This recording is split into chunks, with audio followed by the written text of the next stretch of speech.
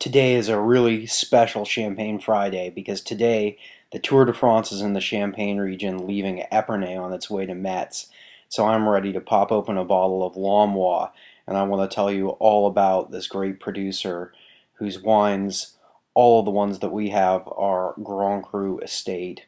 Bernard and Severine Launois do a spectacular job. I visited them in their wine museum, which includes a wonderful museum of older bottles of their own wine. On my last trip this spring, we enjoyed a bottle of the 64, which was completely fresh and speaks volumes about how well the wines age. Cinnamon and I visited the last time the Tour de France was in town and saw all the old pumps and old presses in the wonderful museum.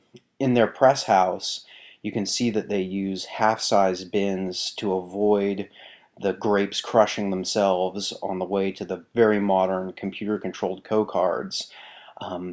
They do massive investment like these computer-controlled co-card presses in the press house while still using what I affectionately called the old Le Creuset tanks. They don't like to use stainless steel. You could see in the other picture that they still use.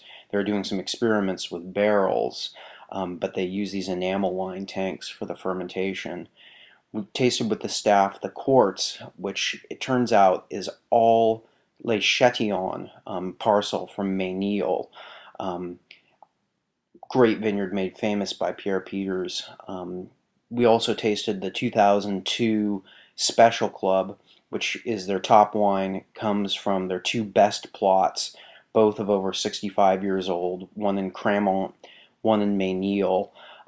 At 10 years old, this wine is drinking spectacularly right now, but judging by the 64 that I had when I was there and other older bottlings I've had, it's going to last an extremely long time if you decide to cellar it.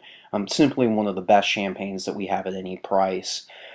We've ended the tasting with their entry-level wine, which is the Reserve, which is currently based on the great 2008 harvest with about 10 to 20% reserve wines from '07 and '06 in it, which this wine is one that I love to get people to try because it's really the one that I think of all the ones that we import directly that's the easiest for people to appreciate. He harvests about 10 days after everybody else is done, and instead of just going after pure steel like many in Ménil do, he has a lushness in all of his wines that's very, very appealing for a crowd. But the minerality is there for the connoisseur. I really hope that if you haven't had these wines, that you give them a try. Hey, a toast to you. I hope that you get to watch the tour today.